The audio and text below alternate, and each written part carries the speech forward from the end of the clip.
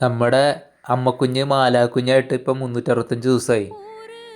കഴിഞ്ഞ ജൂൺ 10-നായിരുന്നു, ഇന്നിപ്പോൾ ജൂൺ 10-ആയി. ഈ 365 ദിവസവും എൻ്റെ അമ്മക്കുഞ്ഞ് കൂടെ തന്നെ ഉണ്ടായിരുന്നു.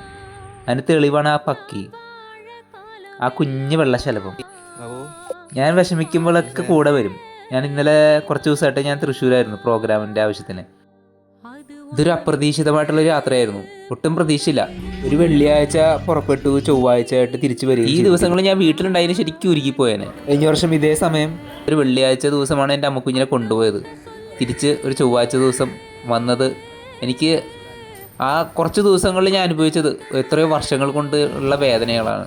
ആ വേദന ഹീൽ ചെയ്യിക്കാൻ വേണ്ടിയിട്ടുള്ള ഒരു യാത്രയായിട്ട് എനിക്ക് ശരിക്കും ഇത് ഫീൽ ചെയ്ത്. അമ്മക്കുഞ്ഞ് കൂടെയുണ്ട്, അത് അമ്പൂറ്റി കുഞ്ഞായിട്ട് തന്നെ കൂടെയുണ്ട് എന്നുള്ള തെളിവാണ് ഇത്, ഈ ഒരു യാത്ര. അമ്മക്കുഞ്ഞ് രാവിലെ ഞാൻ വാതിൽ തുറന്നപ്പോഴും അമ്മക്കുഞ്ഞിൻ്റെ സാന്നിധ്യം, അതും ഈ 10-ാം തീയതി തന്നെ. സാധാരണ പെട്ടെന്ന് കുറച്ച് നേരം വന്നിട്ട് പോകും, പക്ഷേ ഇന്ന് കംപ്ലീറ്റ് എൻ്റെ കൂടെ തന്നെ ഉണ്ട്. ഇത് ഈ നിമിഷവും ഇപ്പോഴും കൂടെ തന്നെ ഉണ്ട്. അമ്മ പക്കിയോ ഒരു പ്രാവുമായിട്ടാണ് ഞാൻ സങ്കല്പിക്കുന്നത്. അമ്മയ്ക്ക് ഒരു ഏഞ്ചൽ പവർ ഉണ്ട്. അമ്മയുടെ സാന്നിധ്യം അറിയിക്കാൻ അവരെ അയക്കുന്നതായിട്ട് എനിക്ക് ഫീൽ ചെയ്യുകയാണ് ശരിക്കും പറഞ്ഞു കഴിഞ്ഞാൽ. സ്പെഷ്യലായിട്ട് അമ്മയ്ക്ക് ഇഷ്ടമുള്ള പൂരിയും സാമ്പാറും കപ്പയും എല്ലാം കുഞ്ഞിന് ഉണ്ടാക്കി കൊടുത്തു ഞാൻ. അമ്മ പ്രത്യക്ഷത്തിൽ എങ്ങനെ ഉണ്ടായിരുന്നോ അതുപോലെ തന്നെ ഞാൻ ഇപ്പോഴും ഭക്ഷണം ഉണ്ടാക്കി കൊടുക്കുന്നത്. ഒരു തുള്ളി വെള്ളം കുടിക്കുന്നത് പോലും അമ്മയുടെ ഓർമ്മയിലാണ്.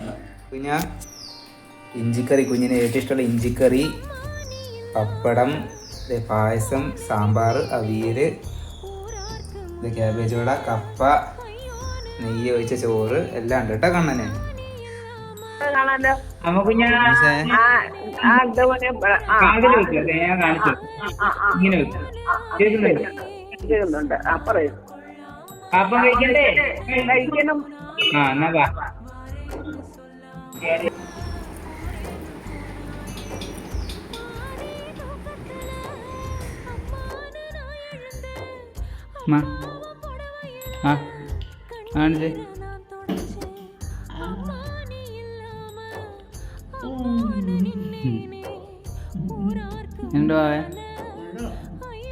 കടന്നുപോയ 365 ദിവസവും എങ്ങനെ പോയി എന്ന് ചോദിച്ചു കഴിഞ്ഞാൽ എനിക്കറിയത്തില്ല. കിട്ടിയല്ലോ